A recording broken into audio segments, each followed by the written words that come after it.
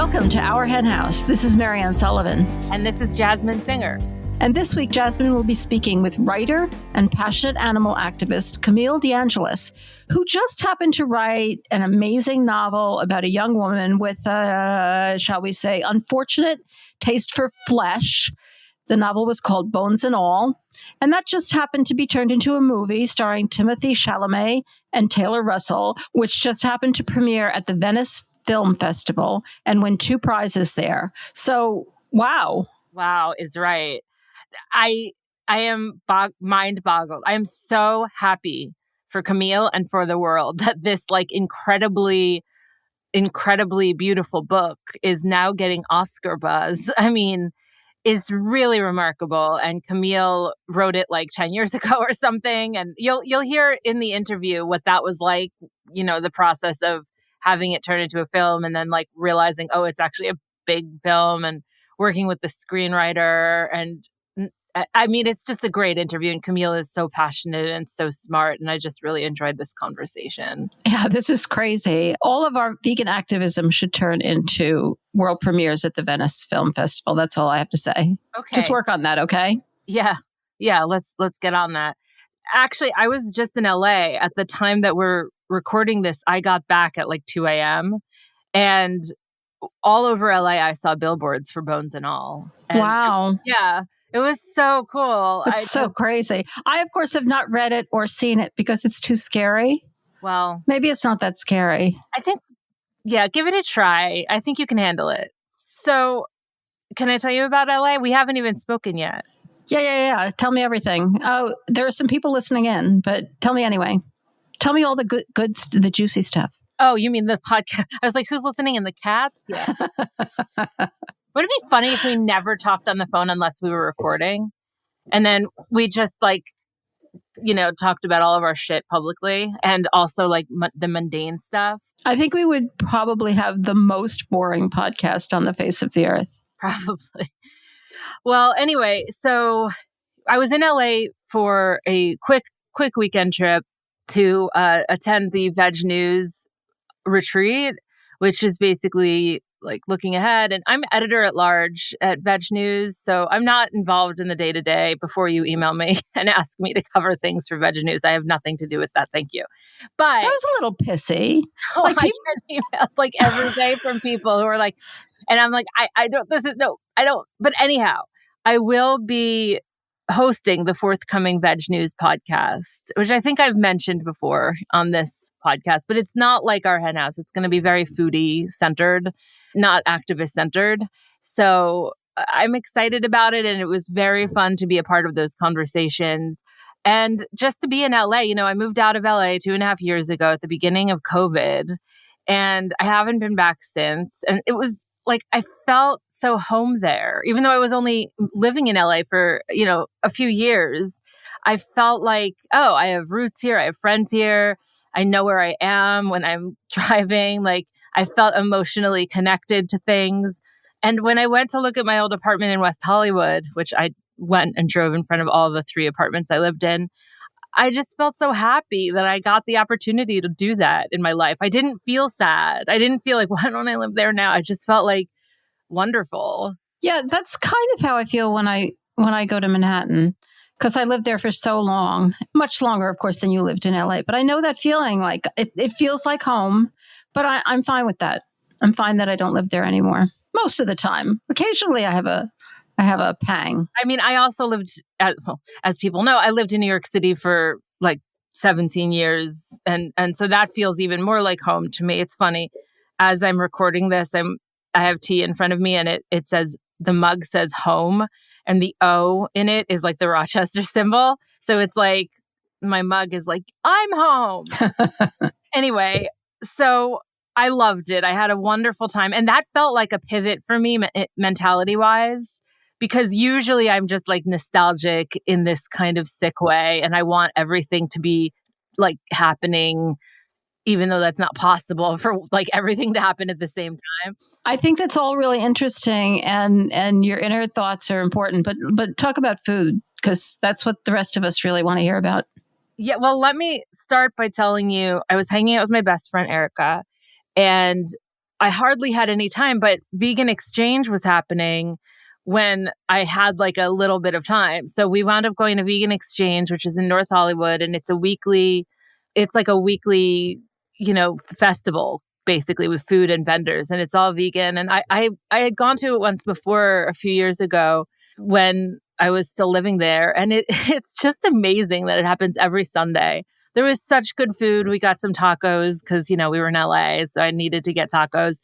And there were vendors, and I, because I'm me, kept the vegan economy afloat while I was there, doing my part to help animals, one purchase at a time. Anyway, so it was just really amazing to be in this totally vegan space, to like not know anyone. It wasn't like necessarily AR people. I obviously don't know if it was AR people, but like it was hip. It was like the cool thing to do. So remember when it was so uncool? Yeah, I feel like most of the things I do are pretty uncool still, but it is nice to know that all the cool people are out there being vegan. You're like the coolest person I know. Aw, that was so sweet. But I'm serious. So anyway, so there was food involved. I did eat on the trip, as you can imagine. It was like Monty's catered the Veg News Retreat, which was like around the corner from where I lived when I lived in Koreatown. So that was cool. Monty's is like a burger place. It's kind of iconic though. It's gotten a big name for itself in LA. And I went to Avant Garden, which I had been to the New York City one previously, and this was the LA one. So, it's interesting. I loved the Hen of the Woods, I will say. That's not a restaurant. That was the dish you had at Avant Garden. Right. It's a mushroom. They say it tastes like chicken, which is like a creepy sentence, but it does taste very meaty and very flavorful. And I, went to Pura Vita, is like one of the best places in the world. It's a vegan Italian place. You would love it. And that was a decadent, wonderful experience. But I have to tell you, the best place I went to, and I didn't tell you this yet. So my best friend Erica's partner is Korean. And we went to a Korean restaurant where everyone basically only spoke Korean. And she ordered for us in Korean. And I wound up with this, because I don't think there's anything vegan by default, but it's very easily veganizable. And it was probably the best meal I've had in like a year. And it was like a hot pot. It was just like at Hangawi in New York City when you get like a hot pot with like bibimbap in it and tofu, but it's baked so the rice browns and like kind of comes out. It's like a crispy crust of rice. Yeah. I was like dying. Like seriously, I could not stop talking about it. I want bibimbap right now. No, I thought of you the whole time. I was like, Marianne would love this so much. Is there a Korean restaurant in Rochester? Could somebody go look that up? And well, we can look it up. And do they have vegan bibimbap? Because I want it right now. I'm sure we could get you bibimbap or make it. I mean, there is that too. Oh, I don't want homemade bibimbap. I want real bibimbap. All right, gotcha. Remember, we used to always go eat it in Soho at like Wild Ginger after we would juice fast. We'd go get bibimbap. Doesn't everybody break a fast with bibimbap? Isn't that? And that was like the traditional most New York set. Anyway, so it was really fun. And then this has nothing to do with veganism, but I just want to share. After we had the food, we went to sing karaoke in one of those like Korean karaoke bars that you all get your own individual room. And I had so much fun being a giant superstar in my head while I was singing off key, but big. Like I sing big, like I sing loudly, kind of like Ethel Merman. Really? You? I'm not really that on key. And yet, really? You? And then when I find my key, I'm pretty good, but it takes me a while. And then I'm like, in my head, I'm like Kelly Clarkson. Like it was. Yeah, no, you have a great, great voice. There's no doubt about it. Keys are a little bit of a challenge. Yeah. Totally. Well, when I was in college for musical theater 150 years ago, I got a lot better at that because I was taking voice lessons all the time. I just have to work really hard. Yeah, no, it takes effort for you, whereas some people it just comes naturally. I'm actually pretty good at staying on key. I'm not great, but pretty good. But I don't have any voice, so it's hard to have everything. See, that's the thing that I've been struggling with my whole life. I want everything. But, who's got Like, it's fun. I was going to transition to Camille because I had the best transition. I was going to say, you know who's got everything, but I'm not going to transition because I want to talk about the holidays because it's the holidays. Happy holidays. Merry Christmas. Happy Hanukkah. As we're, the day this airs, it'll be Christmas Eve and it will be Hanukkah still. So happy Hanukkah. Christmas, Hanukkah. Happy Christmas, Hanukkah. Solstice. Christmas, Hanukkah, Solstice, Kwanzaa. There you go. Bless you. I hope you don't need cold medicine for that cold you've got. Oh, God, I don't have a cold. It was a joke. It was like don't even say that. Like everything's going around. I know. Flying on the plane was, terrifying. Yeah. Yeah, I kind of don't want to see you for like 4 days until you're clear. No, I'm okay. I was so careful on the whole trip. Like, I was the only one wearing a mask in the airport, which is weird. Like, put on a mask. No, it's not fun. I have a pimple from it, but like, I'd rather get a pimple than COVID. Even a cold.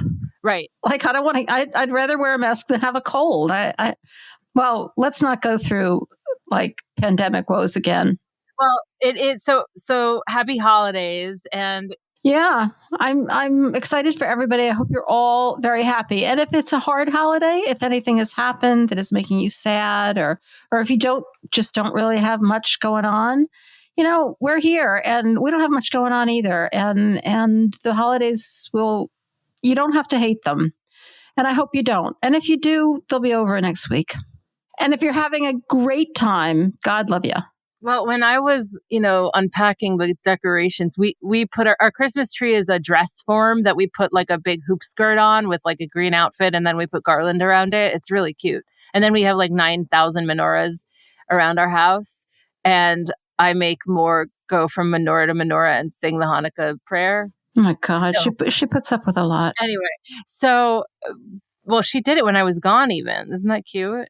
She really puts up with a lot. So when I was opening the decorations, I came across the 2 stockings for my 2 dogs who died this past year, Birdie and Lucy. Aww. And, that's hard. And I guess I want to acknowledge for people who are listening to this that even when it is a fun, beautiful, connecty kind of holiday, it's hard for a lot of people because they've lost family members, whether human or non. And the first Christmas is difficult. Yeah. So my heart goes out to you, people. Christmas just, it heightened, for a lot of people, it kind of heightens emotions. Whatever you're going through can get bigger. And if you're going through something sad, it can get very big. But it'll be over by next week. So relax. Yeah. And it'll just be winter. All right, well, I think we should go to the interview with Camille. I can't wait. I have not heard it yet, and I can't wait. Do you want to introduce her? Because I did the interview, and I feel like you should have the honor of introducing her. I will definitely do that. Camille DeAngelis is the author of several novels for adults, a middle grade novel called The Boy from Tomorrow, a travel guide to Ireland, and 2 more books of nonfiction, Life Without Envy, Ego Management for Creative People, and notably for us, A Bright, Clean Mind, Veganism for Creative Transformation. Her young adult novel, Bones and All, won an Alex Award from the American Library Association in 2016, and Luca Guadagnino's film adaptation arrived in theaters in November 2022. She lives in Washington, D.C., and she will be joining Jasmine right after this. If you like what you're listening to, and I hope you do, then please consider taking a minute out of your day today to leave us a friendly review. You can do it on Apple Podcasts or on Spotify or Stitcher or on Facebook or wherever you listen to podcasts or wherever you're listening to this. The more we get out there, the more our henhouse will be in front of people's eyeballs when they're putting in search terms in their podcasts, and the more we could join forces together to elevate the voices of the animals and change the world for them. So thank you so much in advance for leaving us a friendly review. Welcome to our henhouse, Camille. Thank you so much for having me, Jasmine. Delighted to be here. We have so much to talk about, and I just want to start by saying congratulations. There's been such a tremendous amount of success coming your way, and I know that it's funny to me when people say, oh, they just like made it, like they just broke through, but not necessarily realizing the amount of work that goes into making it. Do you know what I mean? Like, it's not like you woke up one day and just had success. You've been working really hard for a really long time. Yeah, something like 22 years I've been writing for publication. Yeah. So Amazing. I just feel lucky that, thank you. I feel lucky that no one has yet said to me, oh, so this was your debut novel. Oh, yeah. What's that like? Right. Totally. Okay, well, we do have a lot to talk about, but let's start out with your current incredible success with Bones and All. First, without too many spoilers, can you tell us about the book? Well, my elevator pitch is that, which is not accurate at all. Well, no, it's a little bit accurate, is that it's my teen cannibal road trip novel. It's a young adult novel, and I conceived of it as a sort of inverted fairy tale with a sympathetic girl monster protagonist. And so they're not actually cannibals in the novel, but interestingly, the screenwriter, Dave Kajanic, changed the rules of quote unquote eating so that they are cannibals in the film. Wow, I have so many questions. So, first of all, have you always been interested in horror? And how did you decide to go with horror in the YA genre? Yeah, I write cozy fantasy. This is the book that has taken off. And people joke about my writing a sequel, and I say, absolutely not. And I don't know that I'll ever write another horror novel. I enjoy watching horror. I enjoy reading other people's horror novels. I will probably not write another one. Very interesting. But what about YA? Will you write more YA? Possibly. I am more interested in writing for a younger audience. Well, I'm working on an adult novel right now. It's called anything. It's my time travel screwball comedy with a full cast of vegan characters, which I'm super excited about. But apart from that, I'm interested in writing for a middle grade audience, which is, let's say precocious 8-year-olds to 12-year-olds, 8 to 9 to 12. So I have one middle grade novel, The Boy from Tomorrow, which came out in 2018, which I was writing alongside Bones and All, going back and forth. So The Boy from Tomorrow was my cozy fantasy project, and Bones and All was the novel that, I got the idea and it wouldn't let go. So I exorcised it. But moving forward, once I'm done with the adult time travel screwball comedy, I want to get back to writing middle grade fiction. So did you ever get confused? Like start to put horror in this like Pollyanna type book? Like suddenly the character's eating someone? Yeah, no, that never happened. Although now I don't know, what's the veganized version of Easter eggs in like a movie or a book where you have like a little like inside like wink wink nod nod. What's that called when you're vegan?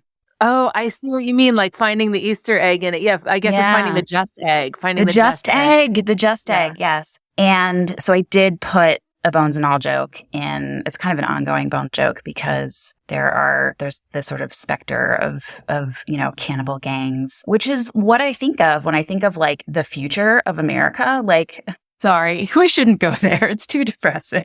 No, please. I just interviewed someone the other day and the bonus content, I said, what gives you hope? And she said, you're going to need to give me a minute because nothing gives me hope. And she's like a brilliant scientist. And I was like, you know what? Let's talk about that because I think that actually validates things that a lot of our listeners feel. So I think is an interesting, thing to focus on the creative arts, to focus on fiction, especially if you know what's going on in the world. Like, how do you blend those two things? Does it come out in your writing? Yeah, I mean, inevitably it does. So, because I was thinking about that because I knew you were going to ask me that question too. And I also think like, I don't have an answer, but that is the answer that, I find hope in my creativity. I find hope in other people's creativity.